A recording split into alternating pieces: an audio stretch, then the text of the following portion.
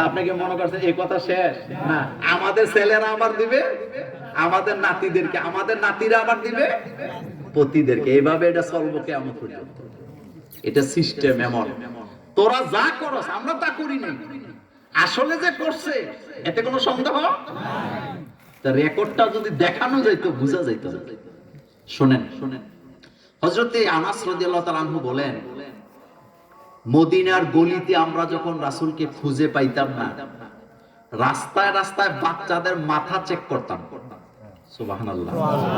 কি চেক করতাম? রাসূল সাল্লাল্লাহু আলাইহি ওয়াসাল্লাম আতর দিতেন হাতের তালুতে। আর রাসূলের চরিত্র হচ্ছে, রাসূল যখন রাস্তা দিয়ে হাঁটতেন প্রত্যেক বাচ্চার মাথার মধ্যে আদর করে দিতেন। ইমাম বুখারী বলেন, রাসূল যেই রাস্তা দিয়ে যেতেন প্রত্যেকটা বাচ্চার মাথা থেকে আতরের ঘ্রাণ আসতো, আর সাহাবায়ে কেরাম বুঝতেন এই রাস্তা দিয়ে দয়াল নবী চলে গেছে। আমার কলিজার ভাইয়েরা, দয়াল নবী, মায়ার নবী, রহমতের নবী যে রাস্তা দিয়ে যায় সেই রাস্তার মধ্যে আতরের ঘ্রাণ পাওয়া যাইতো। আর সেই নবীর উম্মতেরা যে রাস্তা দিয়ে যায় বিড়ির গন্ধ আছে না না? এই মাহফিল থেকে বাইরে হইয়া বাড়িতে যাওয়ার আগে একটা শেষ করবে। দুই একজন নাই, দুই একজন নাই। আচ্ছা, কোন নবী এই জিনিস খাইছে? হয় না তো? আপনি কেন খান? আপনি কি জানেন আপনার এই বিড়ির গন্ধে ফেরেশতারা কষ্ট পায়? কাঁচা পেঁয়াজ খেয়ে মসজিদে গেছে, রাসূল বলতেছে তুমি বেরিয়ে যাও, তুমি তো ফেরেশতাদেরকে কষ্ট দিচ্ছ। কাদেরকে কষ্ট দিচ্ছে? বলেন কাকে কষ্ট দিচ্ছে? এই যে আপনি বিড়িটা খান, আপনি কি মনে করেন আপনার বউ এটা পছন্দ করতেছে? সে বাধ্য আপনার সংসার করতে, নতুবা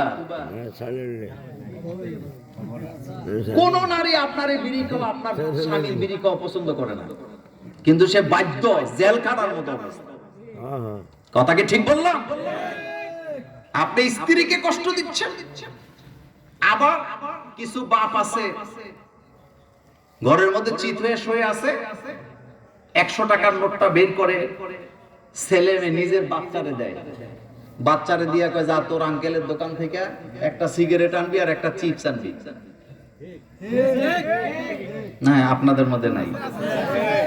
তা আপনি বাপ, আপনি বাপ, আপনি বাবা হইয়া বাচ্চারে দিয়ে সিগারেট কিনেন, আপনি কোন টাইপের বাপ? আমাদের এলাকার একটা ছেলে আমারে মামু মামু কয়, তো আরেক পোলা পাইনারা কইতাছে, হুজুর মোল্লা ভাই তে কিন্তু বিড়ি খায়,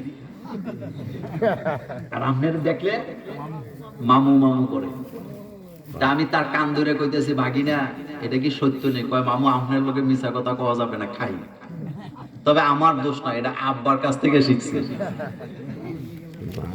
আমি কইলাম, বাপে আবার ছেলেরে সিগারেট খাওয়া শিখায় কেমনে রে?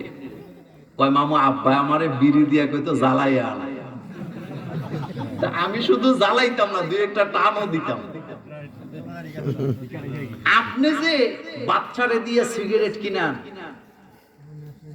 এই বাচ্চাটা যদি ভবিষ্যতে বড় হইয়া সিগারেটকে আপনি তারা শাসন করতে পারবেন? কথা বলেন, পারবেন? তা আপনি কেন খাইতেছেন এটা?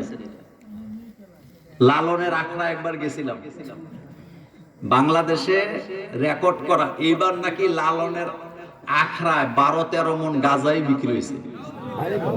এটা আমি বলি নাই, এটা রিপোর্ট, মিডিয়া আসছে নি।